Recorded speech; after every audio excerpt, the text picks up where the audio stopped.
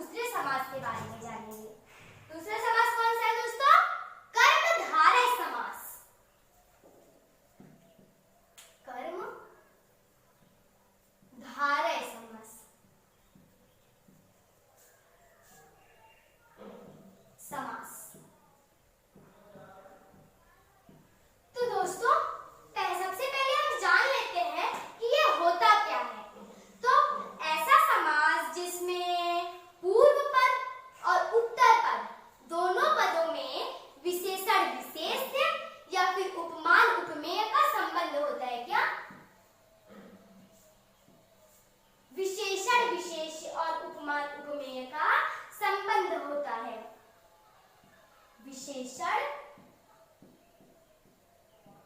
ये वाह है, और विशेष्य दोनों का संबंध होता है। और दूसरा क्या है, उपमान और उपमेय का भी संबंध होता है। उपमान उपमेय का भी संबंध होता है। तो इससे हमें पता चल जाता है कि ये कर्मधारय समास है। चलिए कुछ उदाहरणों के माध्यम से हम इसे जानने की कोशिश करते हैं। जैसे नील गाय, नील गाय। तो सबसे पहले दोनों पदों में बांट ले। क्या हो जाएगा बांटने में, नीली गाय। क्या, नीली धन गाय, नीली धन गाय। तो दोस्तों सबसे पहले मैंने आपको बताया था इसमें विशेषण विशेष्य का संबंध होता है। कैसे कि नीली गाय, कौन सा विशेषण है कौन सा विशेष्य कैसे पता चलेगा, हमें जानना होगा कि विशेषण क्या होता है। ऐसा शब्द जो कि विशेषता बतलाता है उसे कहते हैं विशेषण। यानी कि नीली विशेषण है क्योंकि ये विशेषता बता रही है, ये विशेषण।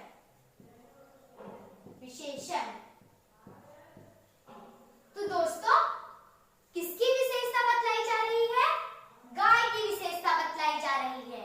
और जिसकी विशेषता बतलाई जाती है उसे कहते हैं विशेष्य। यानी कि गाय विशेष्य है, विशेष्य है। ठीक दोस्तों, तो अब हमें इसका मतलब इसे विग्रह कर लेते हैं। नीली है जो गाय, तो इसमें नीली और गाय दोनों का संबंध दिख रहा है। यानी कि नीली है जो गाय, गाय जिसकी विशेषता बताई जा रही है वो विशेष्य है, नीली जो विशेषता बतला रही है वही होता है विशेषण। तो इसमें विशेषण और विशेष्य का पूर्ण रूप से संबंध दिख रहा है। तो अर्थात ये कर्मधारय समास है। तो इसमें हमने विशेषण और विशेष्य का तो संबंध जान ही लिया। अब जानेंगे हम उपमान और उपमेय के संबंध के बारे में। चलिए एक उदाहरण में हम उपमान और उपमेय का भी संबंध जान लेते हैं। कमल नयन, कमल नयन, तो ये एक शब्द है, इसे दो पदों में बांटते हैं, कमल और नयन, कमल और नयन। तो दोस्तों पहला पद पूर्व पद, दूसरा पद उत्तर पद, दोनों पदों में उपमान और उपमेय का संबंध दिखना चाहिए। उसके लिए यह जानना जरूरी है कि उपमान क्या होता है और उपमेय क्या होता है। उपमान क्या होता है, जिसकी तुलना की जाती, जिससे तुलना की जाती है, जिससे तुलना की जाती है वह होता है उपमान। तो किससे तुलना की जा रही है, कमल से तुलना की जा रही है, तो कमल है उपमान। अब नयन क्या है, जाहिर सी बात है ये उपमेय है। कैसे, जिसकी तुलना की जा रही है, यानी कि नयन की तुलना की जा रही है, इसीलिए नयन उपमेय है। तो इतना तो हमने जान लिया, इसमें उपमान उपमेय का संबंध हो रहा है। अब इसका विग्रह करते हैं। क्या, कमल नयन, कमल के समान नयन। तो दोस्तों इसमें समान लग रहा है, यानी कि दोनों की तुलना की जा रही है। नयन की तुलना की जा रही है कमल से, अर्थात यह कर्मधारय समास है। जी दोस्तों चलिए कुछ और ऐसे उदाहरण देख लेते हैं। जैसे कि नील कमल, तो इसमें नील कमल में विशेषण विशेष्य का संबंध है, नीला है जो कमल। और चरण कमल, चरण के समान कमल, इसमें उपमान उपमेय का संबंध दिख रहा है। तो ऐसे ही आदि कई उदाहरण होते हैं जो कि कर्मधारय समास के उदाहरण होते हैं। अब हमने कर्मधारय समास के बारे में भी जान लिया है। अब हम जानते हैं तीसरे समास के बारे में। क्या है तीसरा समास,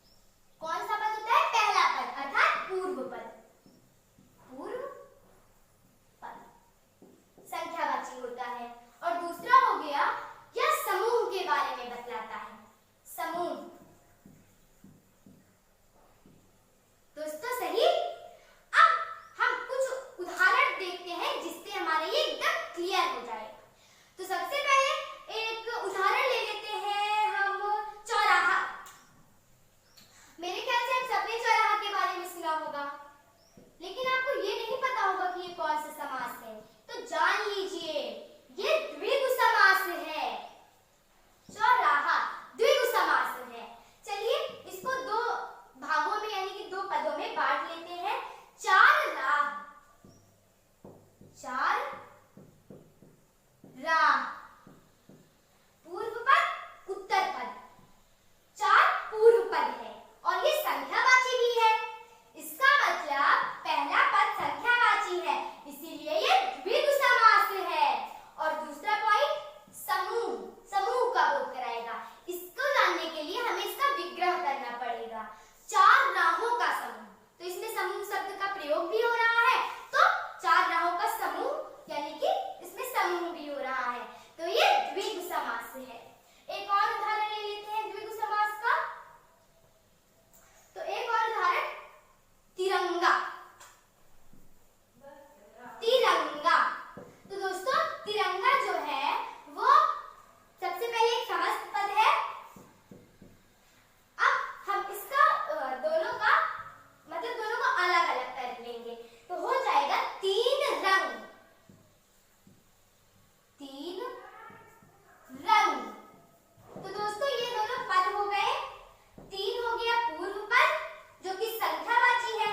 हम सबको पता है पूर्व पद इसमें संख्यावाची होता है, तो पहला पॉइंट तो हमारा करेक्ट ही है, यानी कि तीन पूर्व पद संख्यावाची है। सही। अब हमारा पहला पॉइंट तो क्लियर हो गया। अब दूसरा पॉइंट समूह है कि नहीं इसमें, इसके लिए विग्रह करते हैं तिरंगा का। तीन रंगों का समाहार, इसमें समाहार शब्द का प्रयोग हो रहा है, अर्थात ये द्विगु समास है। इसमें दूसरा पॉइंट भी क्लियर हो गया। आदि ऐसे कई होते हैं, जैसे नवरात्र, नवरात्र पहला पद हो गया पूर्व पद यानी कि संख्यावाची और नवरात्रों का समूह, और हो गया चारपाई, चार पैरों का समाहार और चार संख्यावाची ही है। तो अब हमने द्विगु समास के बारे में भी जान लिया है। हाँ, तो अब हमने द्विगु समास के बारे में भी जान लिया है। चलिए बढ़ते हैं आगे की ओर। तो इसके बाद कौन सा समास आता है? द्वंद्व समास, द्वंद्व समास, द्वंद्व समास। तो यही होता है। तो अब हम जानेंगे कि द्वंद्व समास होता क्या। तो चलिए इसमें दोनों पॉइंट देख लेते हैं। पहला पॉइंट होता है ऐसा समास जिसमें और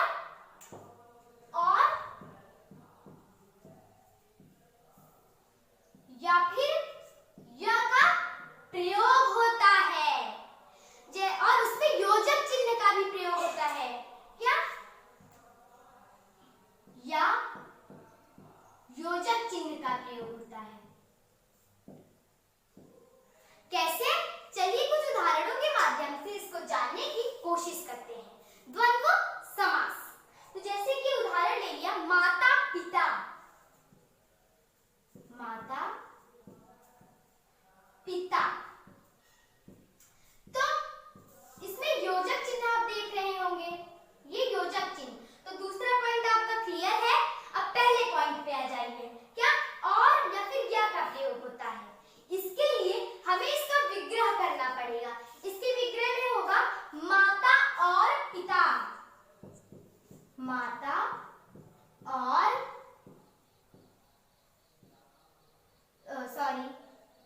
माता और पिता। जी दोस्तों, यहाँ पे और का प्रयोग हो रहा है, तो यहाँ पे आपका पहला पॉइंट भी क्लियर हो चुका है। तो यही होता है द्वंद्व समास। एक और उदाहरण देख लेते हैं हम, जैसे कि कौन सा उदाहरण लें?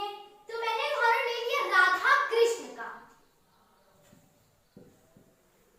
राधा कृष्ण का, तो योजक चिन्ह क्लियर, और या फिर या का प्रयोग होना चाहिए, तो इसमें और का प्रयोग होगा। क्या? राधा और कृष्ण, राधा और कृष्ण। ऐसे आगे कई उदाहरण होते हैं द्वंद्व समास के, जैसे कि और उदाहरण द्वंद्व समास के हो गए उतार चढ़ाव, उतार या चढ़ाव, या का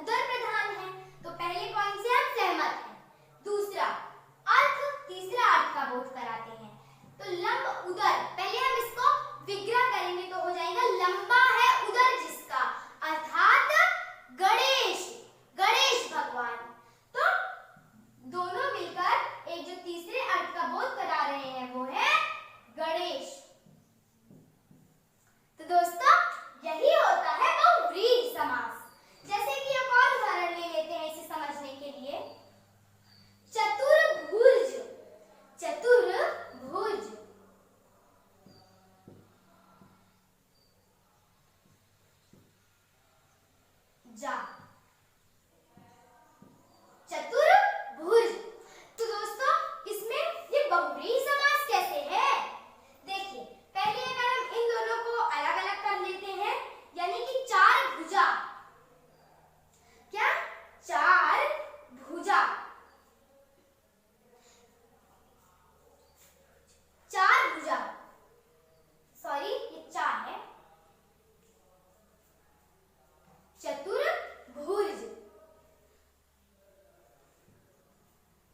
चतुर्भुज, सॉरी मैंने चतुर्भुज लिख दिया था, तो ये